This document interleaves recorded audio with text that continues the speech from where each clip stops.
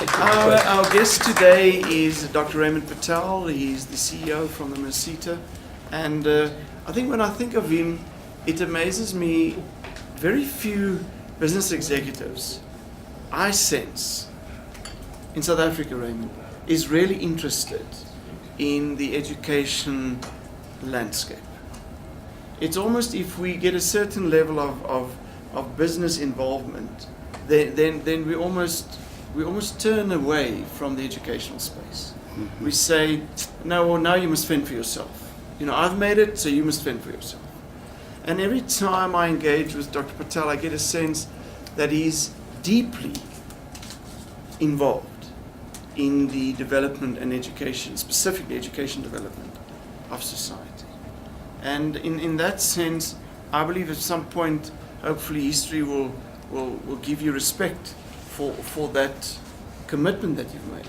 So for him being here today, I'm very pleased that he is joining you today here. And I'm looking forward that he's going to speak to you on the interesting topic of the impact of the new imperialism on South Africa. So welcome, Raymond. Thank you. Welcome to the circle. Good afternoon, everybody, and thank you for inviting me. It was quite a good introduction. I never thought of myself as a education socialist. I don't wear red tie, so I can't think of myself as a socialist. But you know, I'll tell you, Benny, the reason why education is in my DNA is that I'm not shy to say this. I didn't grow up in a wealthy upbringing or surrounding. I come from an area called Actonville, Benoni, and it was quite poverty, you know.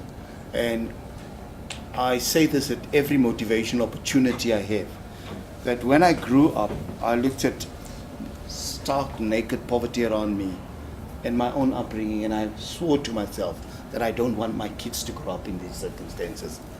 And there was only two opportunities: one, to become a gangster, or divertly become an economic gangster, a businessman, or to go and study.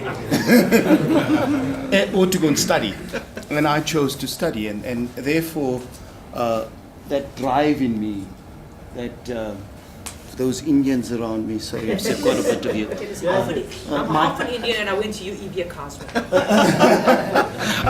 My nani, who brought me up, always said to me, education will liberate you. And that's been my motto in life, you know, that education has to liberate. But on the topic of today, it was General Herzog, you know, an Afrikaner leader in 1900, I think it was about just after Union, 1910, 12, around there, who said imperialism is only of benefit to South Africa if it suits South Africa. Where it is against South Africa, it is of no benefit to South Africa. Now, I remember this from my Standard 7 history textbook as I was writing this. And I said, gosh, I didn't think it had meaning then. All I had to do was regurgitate that information and look at it. Now I want to put that into context. Is imperialism of benefit to us? And what is imperialism? You know, I would go about trying to define it. Because it becomes such a difficult topic. It depends. And that's where, I differ from you. There is no absolute truth. The truth is relative.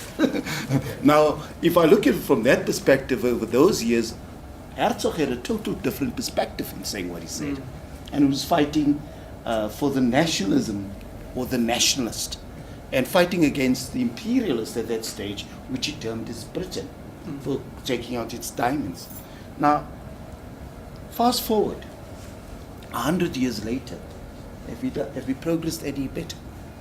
Is there progress? And I simply put this as a problem statement out. Not as a challenge, you know. That's one thing in South Africa. You say, "Hey, I'm challenged." There's no challenges here, right? The problem statement is that we mine a lot of natural resources. Do we beneficiate them? And where are they beneficiated, and how do they come back?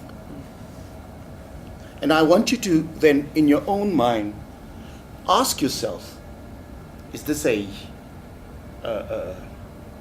concerted and a directed political effort, or is it simply because we've not structured an economic policy of this country. And I'm throwing these things out there for you to think and to begin to say, as South Africa, are we selling ourselves? Are we selling the soul of Africa or South Africa?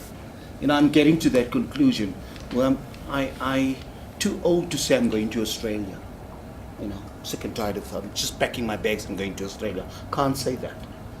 But I can say that I'm becoming very concerned that as Herzog saw it 100 years ago, the crown jewels being sold by Smuts to England, I'm becoming concerned that we're selling our country to a new imperialist. And that imperialism is called China imperialism. You know? Now, what do I mean by all of this? Yes, you know, on the periphery, we might say, good, China Mall sprung up. That's the tip of the iceberg. That as I speak to you, there's about 4 million Chinese on the African continent that we're not here. Now, you know, I look at them sometimes and I look at this and I liken it to what Australia had gone through.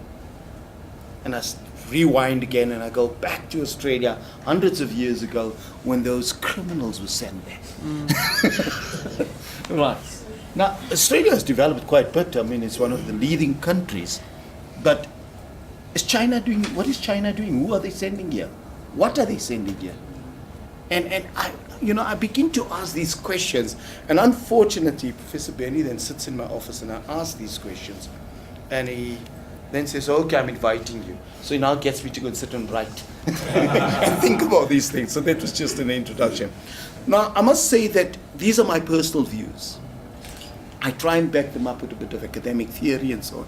But they don't necessarily reflect the views of people of South Africa nor the institution I work for. The paper or the talk that I present to you today is a story of a new thinking, you know, from an academic perspective. One that takes into consideration complexity and unpredictability. These are two theories that we really have to start unpacking. The complexity theory and the unpredictability. There is a very good book out on this one that deals with the theory of complexity and unpredictability. And it's a book by The Age of the Unthinkable. It's my book in my bag.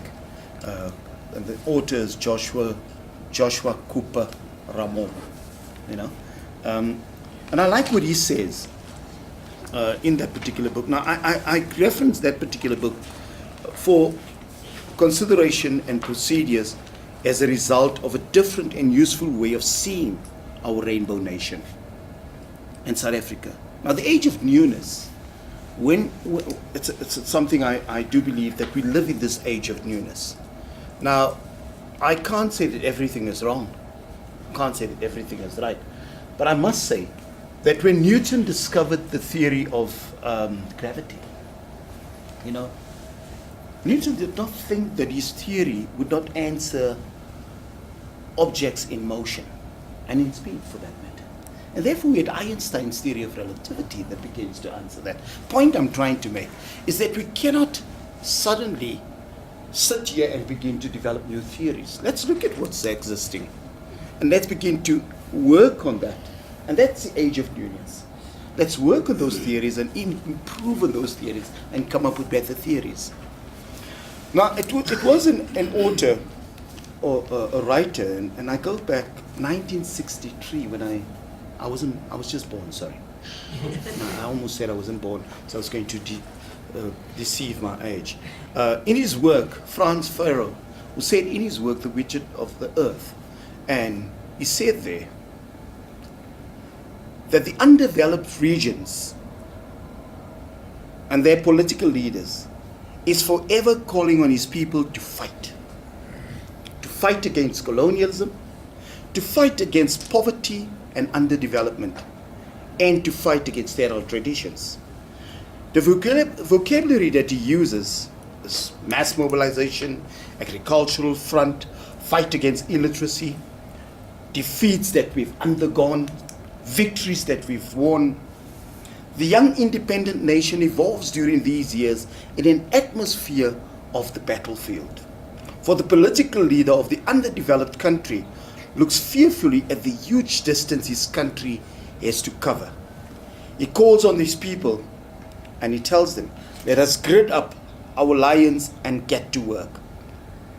And the country, possessed by a kind of creative madness, throws itself into a gigantic and disproportionate effort.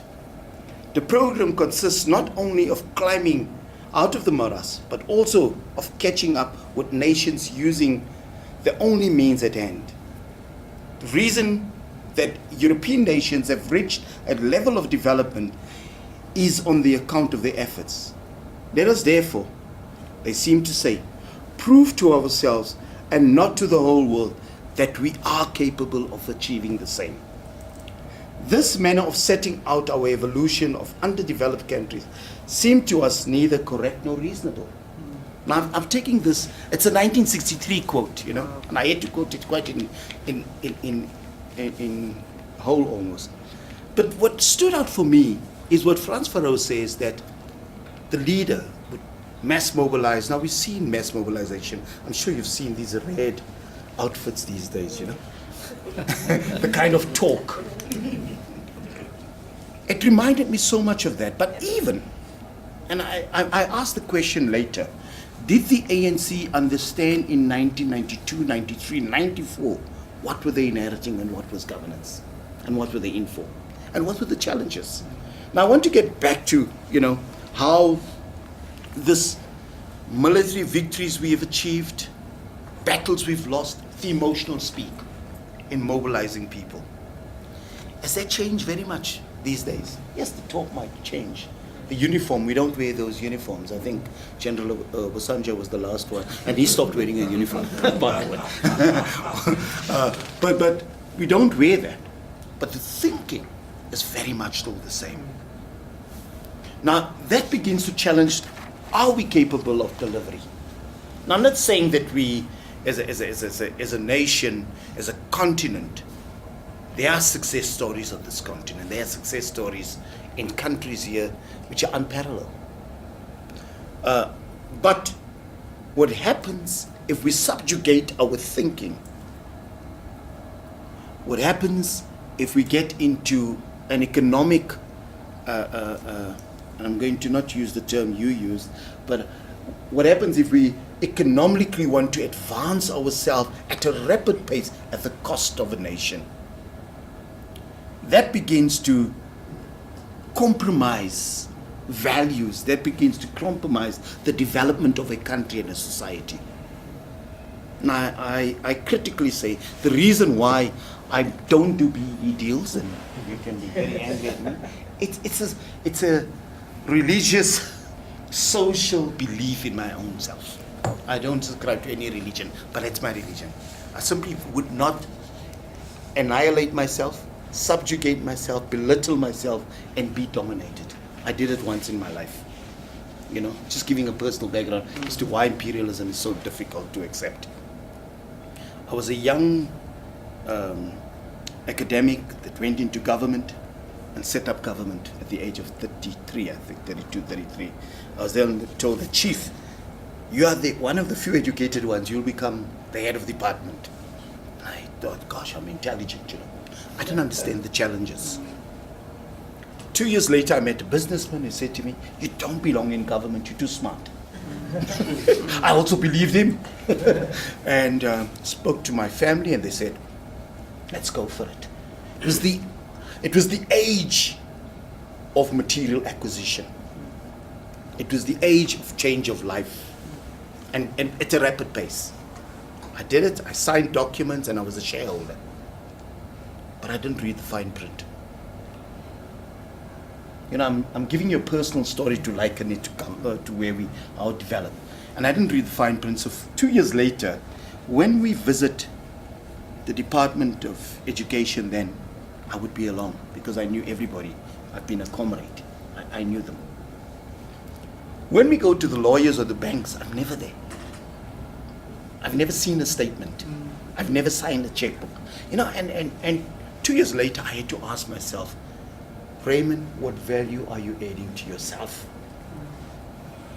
And what value are you teaching your children? And I sat there short of becoming an alcoholic, I think, because I played golf and I drank. That was my job, you know. And I just said to myself, but this is not why I'm educated. And I walked away from million rands of deal, multi-million in the 90s. It was a lot of money. And I said to my wife, I am resigning. And she said to me, what about the house in Northcliffe? What about the BMW we're driving? So, if it's got to go, it's got to go. I'll go back to university and work there. I'll start again. And she says to me, but you see, I'm not blaming her. We became entrapped. Now, you know, you live in Northcliffe in 1997, 98, and you drive a 5 Series BMW. It's very difficult to walk away from those things. And to tell your kids that we're going back to public school, no longer private school. You know, I mean, this is just the trappings I'm giving you, how imperialism works. Now, even on a lower level, you see. And when I walked away, I thought, okay, I spent 2 years, there must be some about 2-3 million rand that can set me up to do my own thing. And they said to me, okay, you're resigning, that's fine. I didn't realize when I signed on as a director, I filled in a CM27 at the same time, which was my resignation. You know, it was there. You know, so now I read every document. And all they said to me, you can have the BMW. It's got no value, come on. The house I had to give up and so on. And I then said, I am a strong Christian believer. And it took me through that process. But then simply, I started saying, what has changed from 16 or 18, 20 to now? What has changed? It's just that the sophistication of the contract has changed. So what is imperialism? I think that's the question. What is imperialism? When I want to make my point. It's a system, it's a policy extending a country's power and influence through colonization. Is it still so? Is the question.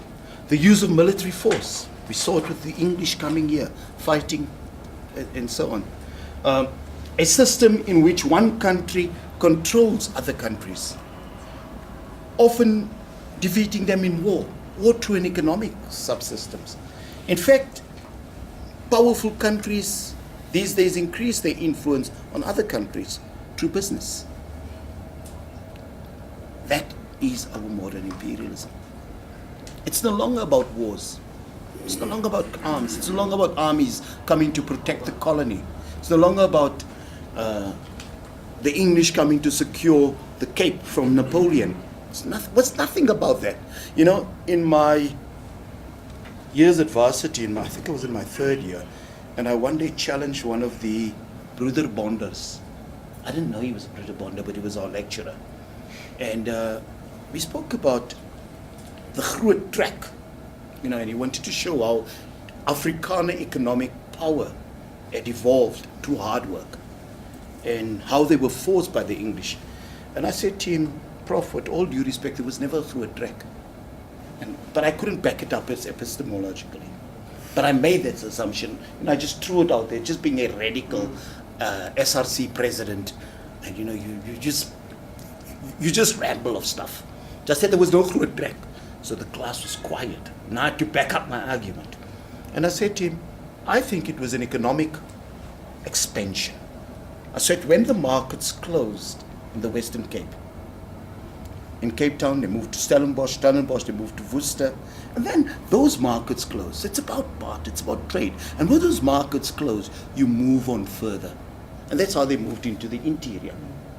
So I didn't think much of it at the time. But looking at markets, the Chinese market is practically saturated. The European market was saturated. The American market, what do you begin to do? Your markets, 1.4 billion people, about 600 million of them are productive. You're overproducing. Where do you go and look for a market? And that is about a new imperialism. And how do you begin to do that? Now, in the 1800s, it was about raw materials. How European nations profited from, firstly, slavery. And when slavery got abolished, they took a next thing and they said, let's start looking at the raw materials. And Africa has a lot of raw materials. So what do? they started carving off Africa for those raw materials. That's why we've got borders that makes no sense. Look at the African borders. They don't make sense. They're really about, look at the Great Lakes region for one. You know, Lake Malawi cutting across, and then you've got Tanzania on the one side and you've got Uganda on the other side and so on. Just doesn't make sense. The languages and so forth. How do you go and you go to Kenya and you say, Aguna Matata? And the guy says, oh, you got no trouble. The language are there. So I'm saying to you that the carving of Africa was nothing else but getting the mineral wealth out at that stage. And we called it colonialism. Now the French had a very nice way of looking at it. The French had an assimilation policy. And I'm using that simply to illustrate something further. Assimilation was that you became a black Frenchman. Ask you back. You know, whereas the English had a different policy, is that, you know, the customs, but a Frenchman was that really you became a black Frenchman and you spoke very perfect French and you were accepted through assimilation. The English, through their policy of colonialization, drew you in. So therefore, my definition of imperialism is the annihilation, the total subjugation of the local population, taking control of its language, its culture, and most of all, its economy. Nobody's interested, you know. I always say, today, why would I be interested in acquiring that lady? You know, I'm using economic terms. I want to have a merger. You know, there's no marriages, it's mergers. It's mergers of, we call it love, you know, to complicate it. And we give life's dazzling symbol of love towards it, the rock, the diamond. But nothing else. And then when things don't work out, we just withdraw.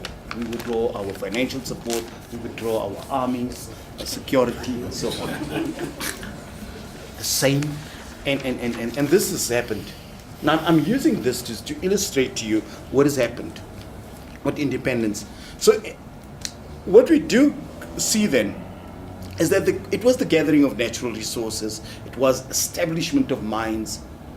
Maybe I should say this, I'm always controversial in saying this. I was against the strike at Marikana, but I want to tell you I understand it. Does it make sense? Conflict in Para. You know, I've been to Australia, I've been to Canada and so on, and I've seen how miners live from a social perspective. And I've seen the very same driller rocker that we see here in Marikana, driving a Ford 4x4 bakkie, living in a complex. And I ask, why can't our miners live that way? And what is it? It's about profits. Now, for those Europeans around us, you will agree with me that if you invest your money in Europe at the moment, you're probably punished for having your money in a bank. It's almost minus growth, 1% around there. But if you come to South Africa and you invest your money in the copper belt, the platinum belt, you'll probably yield about 37%. I don't think it's wrong. Profits are not wrong. I'm not saying I'm anti-profit and that's why you're doing a PhD, but don't worry, you don't get rich on PhD. Let me tell you that I did a PhD and I thought, I'll be rich thereafter. It was more a life of poverty. So what I'm saying there is that through that, we then find a situation where individuals, like Rhodes, had called on armies to protect their investment. And so the beneficiary of that would become the European power at that stage. Let's look at it now. We find that a new form of thinking emerges. It's no longer bringing a Chinese Red Army here. We can never allow that. So what do? We get into partnerships with local influential individuals. And they're not necessarily credible, nor honest, nor honorable. And that begins to dominate how we buy up huge chunks, how we invest. And I can tell you for now, my prediction is that the Lonman selling off its investments in the platinum belt, look at a huge Chinese conglomerate going to invest into it. That's my prediction. I might be wrong, I might be right, I don't know, but the tendency has told me that would happen. Now, if you look at industrialization, it was also part of establishing a military post, and key. I'll give you a scenario. Namibia is a very small economy in comparison to ours. Its population is about 1.2 million. It's huge. The investment into Namibia from African partners that really makes sense is from South Africa and Angola currently. But nothing compared to what the Chinese have invested. Nothing compared. So what did the Chinese do when they got into Namibia? They offered them the money, they bought the debt that Namibia sits in, on condition that it can send 1 million Chinese into Namibia. So what does it mean? It's almost doubling your local population. So what would happen to the culture of that community? What would happen to the ethos of that community, its value system? So you begin to see what I mean when I say it's no longer that crude, it's become a Chinese colony, you're quite right. It's no longer that crude colonialist tendencies, but a new form of imperialism that begins to emerge and the dominance of that. I'm going to come to our own country later on. Now, political interest in imperialism is quite important, I was shocked to see one day that when I was in Zimbabwe, my ex-wife always teases me, I must tell you this joke. I'm 54 years old, so I injured my knee. I tore the tendons. I know, she says so too. And I've been to China a couple of years, so she says, "Is those Chinese medicines that you're using?"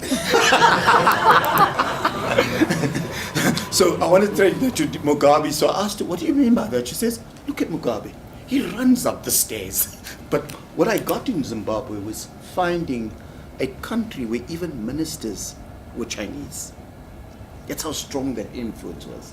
Its Minister of Education was a Chinese woman.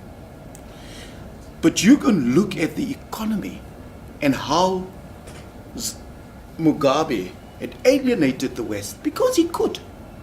You could alienate South Africa. You could tell South Africa to go and fly a kite. Don't tell me what to do on my doorstep, even if the problem becomes yours. I'll do as I please. Why? Because he was bailed out. And that's the kind of capital that we begin to see that will boost a political power in a country. Now, Zimbabwe's economy is not as complicated as ours. No, it was a complicated economy, but at the moment it's not. Democratic systems are not as complicated as ours. But you could see the infiltration and the influence of the Chinese on that particular economy. Begin to think of ours 30 years from now. I'm just getting you to think about the future. Now, I'm putting that simply to you, that colonialism was based on racism, was based on social Taoism, was based on religious spread, and it was not only Christianity, please, ladies and gentlemen. Let me tell you that particular colonial power. For instance, if you look at the Arab countries, the spread of Islam, the control. Yes, it could be done under a very nice religious foundation, but at the same time, it's an economic sphere that influences and penetrates. So we can see that that's going to matter. I've got a daughter who's just completed an honors in econometrics. She did a majors with economics and econometrics. And she asked me, what should she do now? She wants to go to the London School of Economics. And I said, don't. Go and study Mandarin. She said, what do you mean? I said, for the next 30 years in your lifetime, Mandarin will be the most important subject in this country. If you can master that, you'll be able to negotiate quite good deals. So I'm not accepting it, but I'm telling you it's becoming a reality. Right. Now, what's the legacy of imperialism?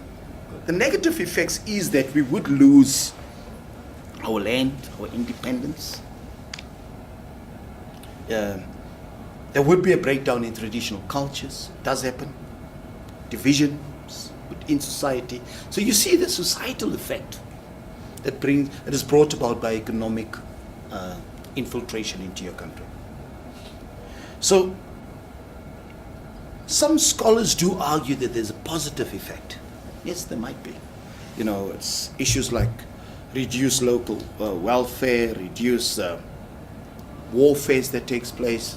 So you're increasing your economy, so it means less people on the social downward trend, improve lifestyle, lifespan and literacy increases and so on.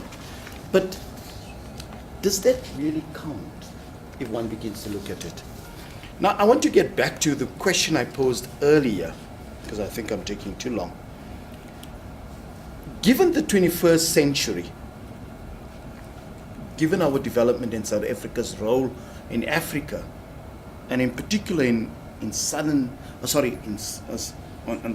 African, in SADC and on the African continent. Now, you know, sometimes us as South Africans, and I assume the majority of us being South Africans, we've got this understanding and notion that we're the Americans of Africa.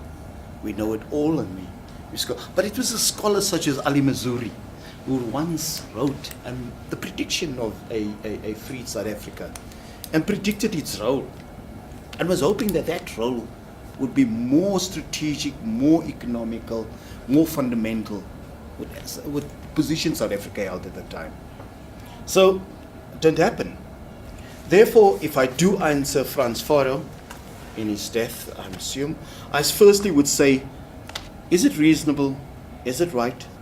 I would say that the operations of imperialist system bears major responsibility for African and South Africa's retardation and the draining of African and South African wealth. I say to you that there is nobody. I've talked just now about a merger and so on. The only reason why I want a merger is I want a generation after me probably to inherit my wealth if I am wealthy. There is nobody who does anything for anything, and not even for Africa. I don't believe that. Look at our mineral wealth, and look at Africa in particular. Look at how the Chinese economy grows. You know, it's for the first time in 2 consecutive years that the economy has dropped. And I can tell you that that is not by the cause of the global economic crisis. It's self-induced. The Chinese have self-induced that retardation into their economic growth. They were growing too fast. They were in double digits. So what happens if you grow that fast? You become a consumer. Do they have enough resources? Where do they go? Let's go to DRC. Why are they interested in DRC? Why Namibia's got on the Skeleton Coast, there's a whole belt of gas being discovered. And it's being paid for. If you look at Botswana, I was there last week to speak to the HRD council there. Botswana's diamond wealth is unmatched in the world. If you look at us, you look at our minerals. I mean, we get straight from Sishen right up to Saldanha, from there to China. It's becoming the largest consumer. Not anymore. They actually processing on boats. Yeah.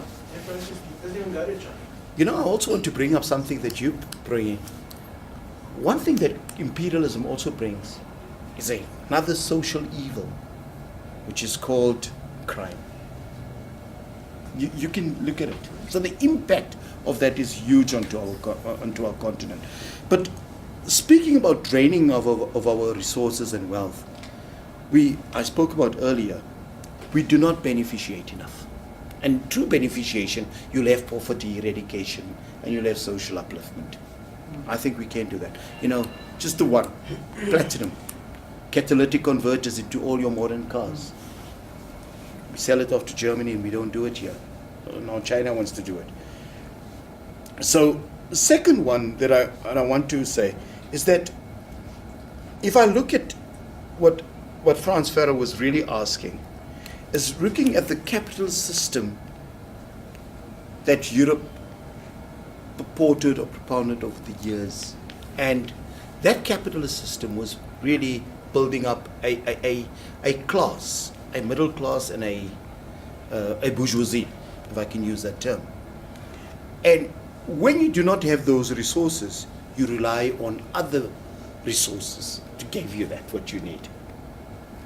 Now, if, once again, I take you back to China, it's the fastest growing middle class in the world. Second to it is us, by the way, Africa. It shows. But now working in the merSETA, in the manufacturing sector, and cars being part of it, Land Rover Jaguar, you know that the English manufacturing market on cars, or the assembly market, is declining. The Indians own Land Rover Jaguar, Tata, by the way. If you drive a Jaguar or a Land Rover, you're driving a Tata, okay? Okay, Tata owned. They left the brand as is. Tata Maka. Yeah, Tata Maka. But what happened, when they developed the Evoque car, the demand was so great that they had to work a 24-hour shift. For the first time in the history of that car, the Land Rover, it's manufactured outside or assembled outside of the UK. Where? China. Why? That market. The first time buyers who buy luxury vehicles are by far the greatest in the world. All their luxury vehicles is bought by 33% first time car owners. So it shows how great. So you get where you've got to usurp this from somewhere. And that's where you're beginning to see that. Now, we've seen that the West has been overtaken. Europe has been overtaken. At one stage it was the Americans have overtaken. Joshua Cooper Moore speaks of the sand pile theory. He says that when you take a granule of sand and you dump it, it begins to form a pyramid right up to the top. And it needs one granule to make that collapse. Just one granule. And it's going to happen. Now, the American economy was like that. You know, the supplemental economic crisis that we had was coming over years, you know, borrowing on borrowing on borrowing. African Bank, another one. So you had that one little, and when that happened, who stepped in? You know, I said to the friend the other day, and he was telling me how great America is. And I said, yes. And it's perceived structures. But let me tell you, they don't own their own economy these days. It is owned either by the Chinese or by the Saudis. Even the Saudis are in trouble. I'm thinking the Chinese would bail out there too. Right. So, looking at all of this, getting back to 1994 and the role of South Africa, we were hoping for an economic renaissance. We were hoping for poverty alleviation, for, you know, I sit back and I sometimes say when I sat at Johannesburg College writing up the yellow document of the ANC, which became the blueprint of its education policies then. We're saying free education, misnomer, doesn't exist. Free healthcare, doesn't exist. Not if you have so much debt. So, question, what type of South Africa did the ANC inherit in 1994? And where, and what were the expectations, and what was the expectation of the populace? Could South Africa afford to create a new South Africa the way it went? Not at all. Not with the resources it had. So what does it do? Does it go to Europe? Does it go to America? Does it begin to borrow? Now, if you look at the American influence into Africa and into Southern Africa, and under Barack Obama's recent visit, you could see that Barack is really trying to get American influence back, offering packages, offering stimulus and economic incentives and so on to do business with America. It's all part of that break of the Chinese influence into Africa. Now let me just say this, and I'm not at the risk of not being visited by the Hawks or the NIA, that when China entered into our African market, and into South Africa in particular, we were typical like all other African countries, but just a bit more sophisticated. There was a growing national feeling of underdevelopment in 1994-95. There was an absence of infrastructure. Look at Sandton, 1994, look at it today. Look at where your main campus is. What's it called? Modderfontein. Modderfontein. Greenstone. You look at the old AIC, that's whether it was African explosives that was existed there. And look at the developments today, the golf courses and so on. Getting to that point just now. There was poverty. Not that I think poverty has been eradicated. But there was huge pockets of poverty in this country. I like calling it the shrunken valleys outline had been called the geography of hunger. You know, we look at the hunger that exists and where it's at, especially in the homeland areas. Now, these were the challenges that South Africa faced. And could they then do it on their own? And how do you do it? So, when colonialism was ended, or when colonialism is about to be moved and ended, you would normally find that it is the colonial master or the colonial nationalist leader, or colonialist leader would say to the nationalist leader that you are going back to the Middle Ages. You know, civilization retarded. You would find that they would say that we were drawing our capital, we were drawing our technicians, our people from this particular country. And the hypothesis of that independence is transformed into a curse of dependence on that colonial power. Now, what would they do then is that through their immense resources and through their immense resources of coercion. The resources is nothing but of coercion. It's to coerce you. The young nation would get into regression and then either stick with the colonial power or become what we've seen in some countries. That nationalist leader would have no other choice but to turn to the people and to ask them to make a gigantic effort. And people don't want it. Something you said that I listened to. People don't want to change. If you ask me to change, you know, I had a friend who was in exile in Australia and came back and lived in Sierra Stains. He posted him there. And his children said to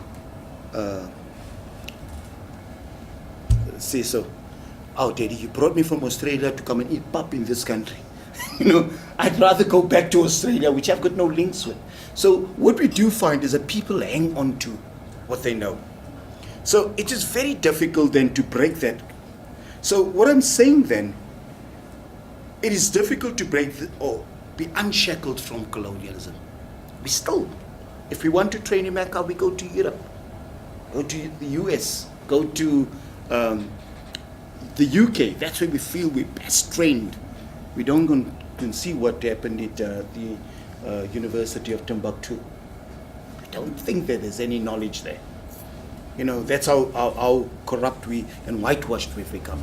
So my question, therefore, do we think that South Africa and Africa as a whole would be able to unshackle itself from the new imperialism 30 years from now? I don't think so. I think we're becoming so entrapped. Now, sorry? What if they keep taking the aid? Yes. The aid just becomes a nothing more but a carrot to entangle you further. So I want to end off by saying that imperialism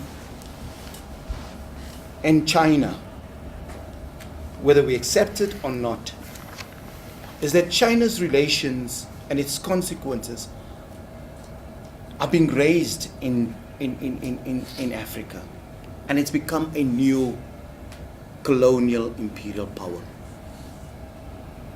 A country that cannot take a single decision or a decision to invite a spiritual, moral, high ground leader into this country and takes instructions from Dao Xiaoping and saying the Dalai Lama is not allowed, tells you how much influence it has on our political power.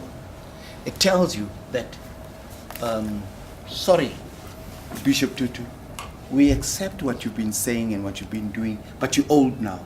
This is the way we're going. We become entangled into it.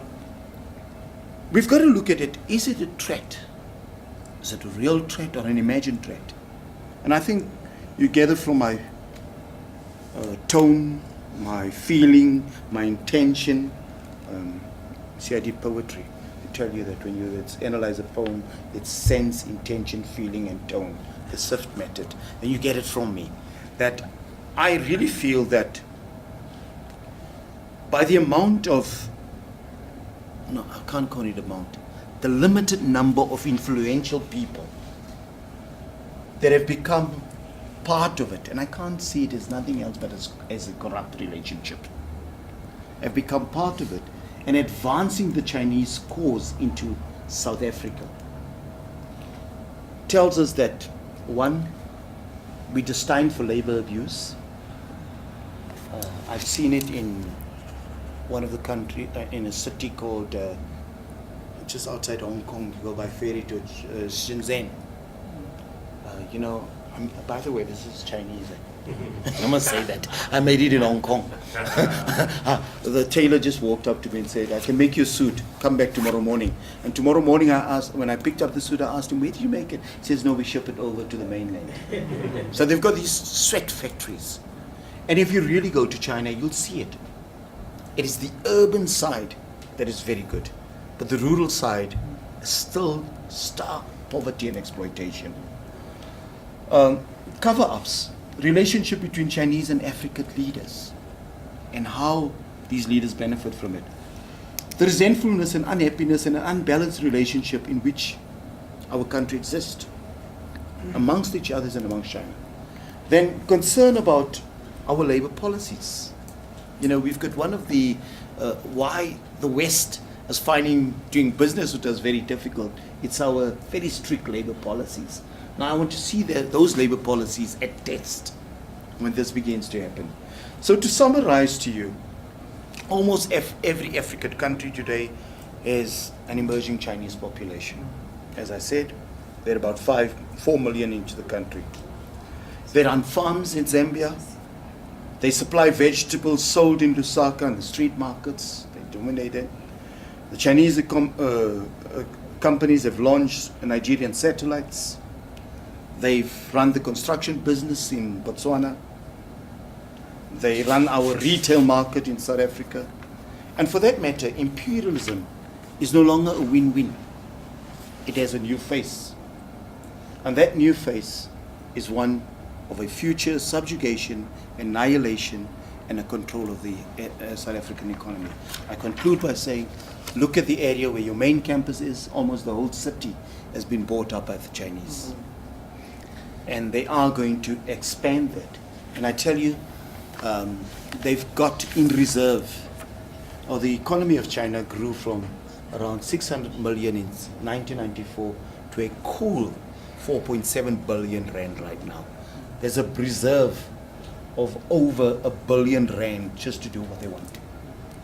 Thank you. So, Raymond, just a question I need to ask. Why is it, if you go to the Chinese market, born at Edgar Down, and I don't like using the word African, but the Africans actually run the business.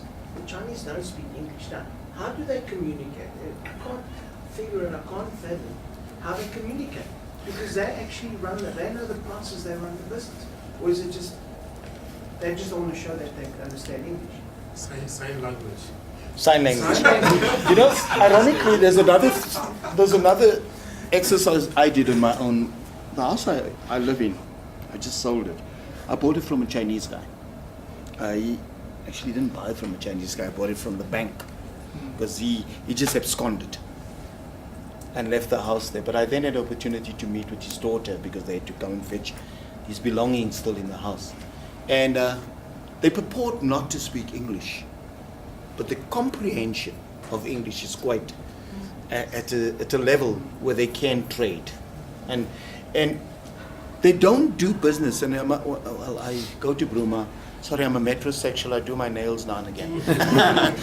There's nothing wrong with men doing their nails. Please look after them. And I went to Bruma one day, and I went in there. I started having a chat with the ladies. They're not from South Africa. So, I always say that I wonder, that's when I'm speaking about labor policies, if they've got to go and close up Bruma or the other one, you'd find a lot of illegal immigrants in that particular space. But I must add to it, they're quite hardworking. They labor intensive, very hardworking. You know, just around the corner here, China Mall, China's Sino Steel, the complex there. I've seen it because I live just behind that at the stage, the complex, an apartment there. Those guys would build one floor, move into that floor, build the next floor, move into that floor, build the next floor. So, you know, for them, and I think that makes it Africa so easy for them to navigate, that it's easy for them to just fit in and don't demand what an American or a European worker would be demanding. So that's the question I started asking. Who are these guys? Because a decent, educated, well-resourced person will not subject himself to those kind of living conditions. And those are the people that begin to stay onto Africa and have an influence in Africa, and South Africa in particular. Okay. Right. I think I would like to have some questions, but I think we can field the questions when we go and have our eats and drinks. But I think, Raymond, what you do make me aware of is also the question, what does it say about South Africa to explore or to almost express the need for a new imperial master? And maybe that's a discussion for another day. What is it in the psyche of us as South Africans that we can look at this and in some way accommodate it? What does it say about us as a people? I think you can link that to what I call the instant gratification of the South African culture. So we're almost gullible. I'll understand if you would understand my problem. Me not being exposed to the material trappings in life, and I instantly can gratify myself to that, then I lose the whole development of moving from one level to the next, and I get to the top level very quickly. And I think that's where we fit in as a society. You know, it's become a serious problem in our country, and it's become a societal problem. I think it's something you will probably explore in this thing. That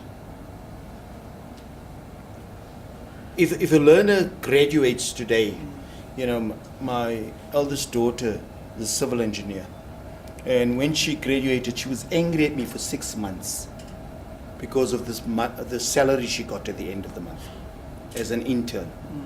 She expected the day she get that certificate, she will become a millionaire the next day. And I said to her, my dear, it's a 4-year journey in your internship. And she just couldn't understand it. She says, no, but that's not right. Then why did I study?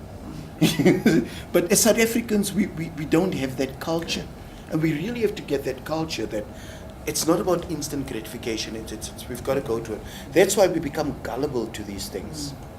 You know, I find it very difficult.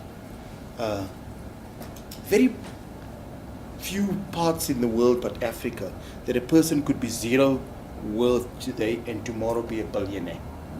It just doesn't work out, doesn't make sense. You know, unless you discovered something. But the tenderpreneurship in this country has become a serious problem. And if you look at what does China have to offer, what that have to offer, it's tenderpreneurship.